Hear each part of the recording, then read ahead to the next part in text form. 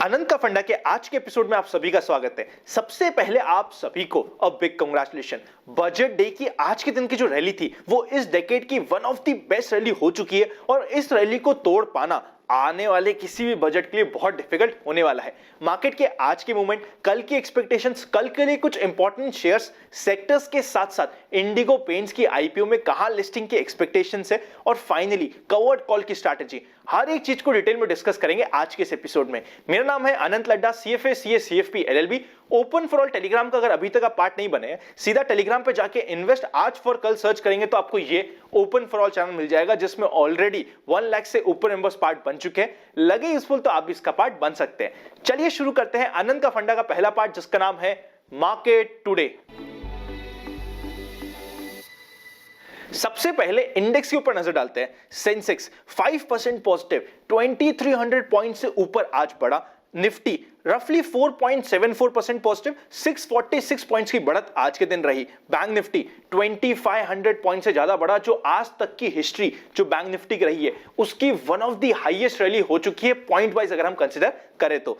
आज के दिन रफली 8.26% पॉजिटिव, आज के दिन का हीरो तो बैंक निफ्टी ही था। उसी के साथ साथ मिड कैप की बात करें तो 3.30% पॉजिटिव, स्मॉल कैप भी 3% से ऊपर पॉजिटिव रहा। एडवांस डिक्लाइन रेशियो पर नजर डाले, अच्छा है पर इतना अच्छा नहीं है जितना हमें इंडेक्स में लग रहा था। 1200 के आसपास शेयर एडवांस हुए, उसी के अगेंस्ट 517 शेयर डिक्लाइन भी हुए।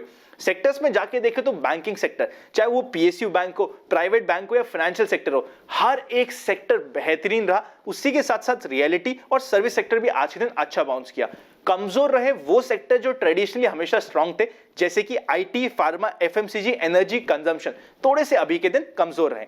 यूएस फ्यूचर्स पर नजर डाले, ऐसा लग रहा है US futures Indian equity share market को कॉपी कर रहे हैं और काफी अच्छे ग्रीनरी में अभी यूएस फ्यूचर्स चल रहे हैं, आप इधर चेकआउट कर सकते हैं। विक्स की बात करें तो विक्स आज के दिन थोड़ा कूल डाउन हो गया, 23 के आसपास अभी ये ट्रेड कर रहा है। निफ्टी के आज की मूवमेंट को चेकआउट करते हैं, आप इधर चेकआउट कर सकते हैं। ओपनिंग हुई थी अच्छी खासी गैप अप, 13,758 पे ओपनिंग हुई थी, फिर मार्केट ने थोड़ा सा करेक्ट किया, 13,634 पे सपोर्ट लिया, जो जस्ट 50 डे मूविंग एवरेज के जस्ट नीचे की साइड सपोर्ट लेके बेहतरीन बाउंस किया और आज के दिन कंप्लीट डे में बढ़ता ही रहा। क्लोजिंग हुई 14,281 पे और आज के दिन का हाई है 14,336 पे, मतलब अपने हाई के पास की क्लोजिंग हुई है जो काफी पॉजिटिव हो जाता है। आज के दिन की मार्केट की मूवमेंट की बात करी जाना, वैसा ही कुछ मूवमेंट है जैसा 20 सितंबर 2019 में था और उस मूवमेंट का भी कारण था सिर्फ मैडम सीतारमन और आज के मूवमेंट का कारण भी है सिर्फ मैडम सीतारमन। तो ये एक ऐसी कैंडल हो गई है जिसे हम कुछ समय बाद अगर मैडम सीतारमन कैंडल के नाम से जानेंगे तो इसमें कोई आश्चर्य नहीं होने वाला। आज के दिन जो बजट था, बजट के ऊपर डिटेल वीडियो आपको बहुत जल्दी इसी चैनल पे मिल जाएगा। मोस्टली आज ही हम डालने की कोशिश करेंगे, पर अगर एक लाइन में बजट की बात करूं ना, सबसे इंपॉर्टेंट पॉइंट था इंटीग्रिटी। इतनी अच्छी इंटीग्रिटी के साथ ये बजट बना है जिसके क्या ही कहने। अगर कुछ ड्रॉबैक भी हो बट फिर भी अगर इंटीग्रिटी बहुत हाई हो, अगर बिल्कुल सिंपल वर्ड में सच सच बोल दिया गया हो, अगर कुछ ड्रॉबैक भी हो तो वो भी पूरे हो जाते हैं। अब चलते हैं नेक्स्ट सेगमेंट पे जिसका नाम है FIIs and DIIs action. FIIs की अगर नेट में बात करी जाए तो 1500 करोड़ के आसपास की परचेज, इतनी हैवी परचेज नहीं है जिस तरीके का आज के दिन मार्केट में मूवमेंट हुआ है। DIIs की बात करें तो ऑलमोस्ट 100 करोड़ के आसपास की सेल, नेट में एक अच्छा परचेज का अमाउंट है। FIIs के अमाउंट में और उसी के साथ साथ FIIs का क्या मूवमेंट होता है फ्यूचर एंड ऑप्शन में भी, उस पर हमें नजर बनाना जरूरी होगा। जैसे ही डेटा में अपडेट मिलेगा आप सभी को बताने की कोशिश करेंगे। अब चलते हैं नेक्स्ट सेगमेंट पे जिसका नाम है व्यूअर्स क्वेरी। सबसे पहली क्वेरी आ रही है इंडिगो पेंट से रिलेटेड। क्वेश्चन ये भी है कि क्या अनंत आपको अलॉटमेंट मिला है या नहीं।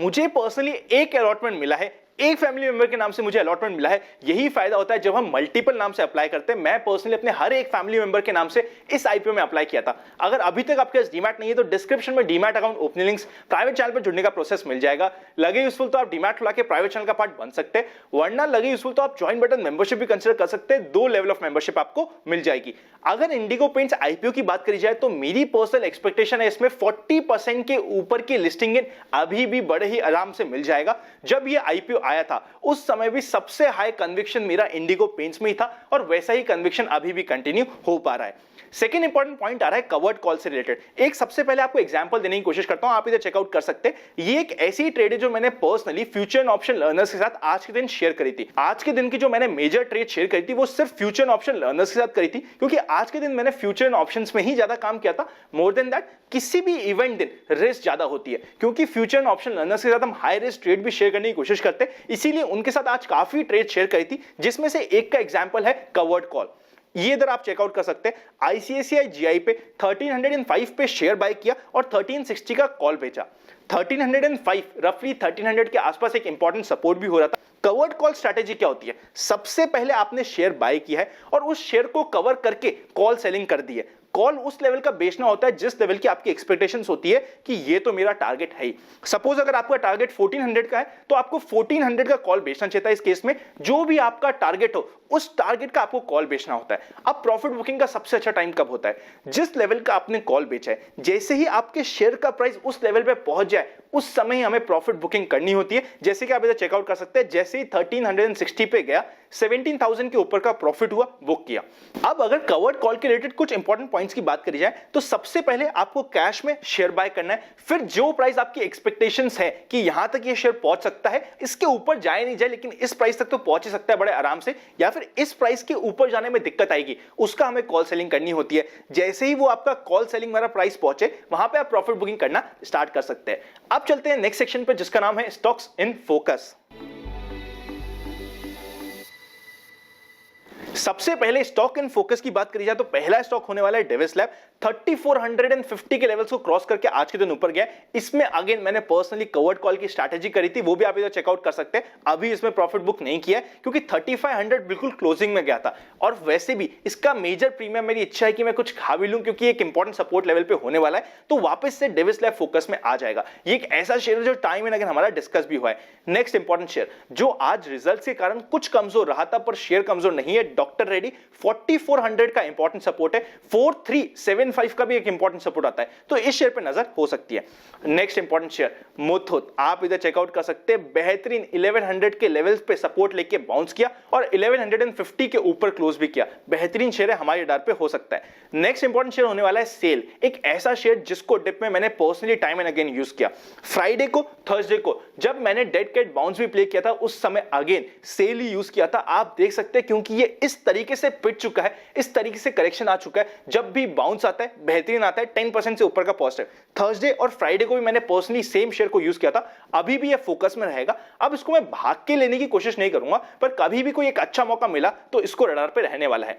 उसी के साथ साथ सेक्टर्स की बात करी जाए ना, टेक्टिकल कॉल जो दिवाली पे आप सभी के साथ शेयर किया था, एक ऐसा कॉल जो हमने सभी अपने इन्वेस्टर्स के लिए जो म्यूचुअल फंड्स में उन्हें बताने की और उनका इन्वेस्टमेंट करवाने की कोशिश करी थी, वो ही टेक्टिकल कॉल फोकस में है।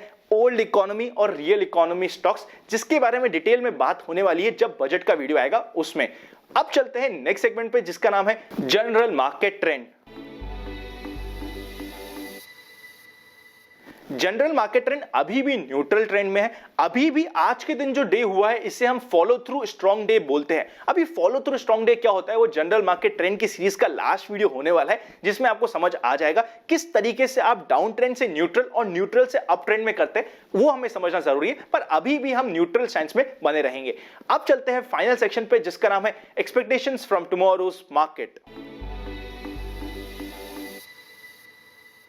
सबसे पहले कॉल का आइस ऑफ इंटरेस्ट की बात करें तो 15,000, second ice of interest 14,200, third ice of interest 14,500 पे। जो इमीडिएट रेजिस्टेंस और मेजर रेजिस्टेंस हो सकता है वो होगा 14,390 का, उसके ऊपर रेजिस्टेंस आता है 14,480 का। ये दो हमें ध्यान रखना जरूरी है। सपोर्ट की बात करें तो पुट का ice of interest 13,000, second ice of interest 13,500 और थर्ड आइस ऑफ इंटरेस्ट 14,000 पे। सपोर्ट अब होने वाला है 14,150 का, उसके नीचे मेजर सपोर्ट होगा 14,050 का। उसी के साथ साथ बैंक निफ्टी की बात अभी यहीं कर ले, जैसे कि हमारी बात भी हुई थी। जैसे ही 31,000 को क्रॉस करेगा बहुत अच्छा मोमेंटम के साथ ऊपर जा सकता है, 33,000 तक पहुंच गया है। अब ऊपर की साइड अगर ब्रेक की बात करी जाए तो एज सच इसमें कोई भी ब्रेक नहीं है, ये हमें समझना पड़ेगा। सपोर्ट की बात करें तो 32,500 का इंपॉर्टेंट सपोर्ट हो सकता है, उसके नीचे 31,800 का भी एक सपोर्ट आता है। विक्स की बात करें तो विक्स कंपैरेटिवली कूल डाउन हो चुका है। पुट कॉल रेशियो अभी भी ज्यादा बड़ा नहीं है, 1.39 पे ही है, जो काफी स्ट्रॉन्ग सिग्निफाई करता है। कल के मार्केट की बात करी जाए, जिस तरीके से आज के मार्केट की क्लोजिंग थी और आज के मार्केट की रैली थी, फर्स्ट हाफ में रेदर 2 बजे तक तो पूरी उम्मीद है मार्केट उसी तरीके से टेक ओवर करने की कोशिश करेगा और मार्केट तेजी में ही बने रहने की कोशिश करेगा। बाद में किस तरीके से डेटा अपडेट होता है मैं आप सभी को बताने की कोशिश करूंगा, पर कल जिस तरीके की रैली आज के दिन रही है, यूजुअली इस रैली के बाद एक फॉलो थ्रू या तो ओपनिंग या फिर डे यूजुअली रहता है। ये चीज हमें समझनी जरूरी है, क्योंकि जनरल मार्केट ट्रेंड अभी भी न्यूट्रल में है। हमें सिर्फ स्ट्रॉन्ग शेयर्स के साथ ही बने रहना है। एक दिन की रैली, इवेंट बेस्ड रैली के बेसिस पे बहुत ज्यादा एग्रेसिव भी नहीं होना है। अच्छी पोजीशंस, ऐसे शेयर्स जो इंपॉर्टेंट सपोर्ट पे हो, जहां से बाउंस ले सके, जैसे कि डिविस लैब हो गया या फिर हो गया आईसीआईसीआई लोम्बार्ड, जिन्होंने आज सपोर्ट भी लिया और मैंने पर्सनली कवर्ड कॉल भी किया। ऐसे कुछ शेयर्स के साथ हमें बनना चाहिए। अगर क्वालिटी के साथ कॉम्प्रोमाइज किया तो कुछ बैकफायर चीजें हो सकती है। अगर ये वीडियो अच्छा लगे तो लाइक करे बिना मत जाएगा। चैनल को सब्सक्राइब, बेल आइकन क्लिक नहीं किया तो कोई इंपॉर्टेंट वीडियो मिस हो जाएगा। Happy investing and I will see you very soon. Demat नहीं है तो लिंक आपको डिस्क्रिप्शन में मिल जाएंगे।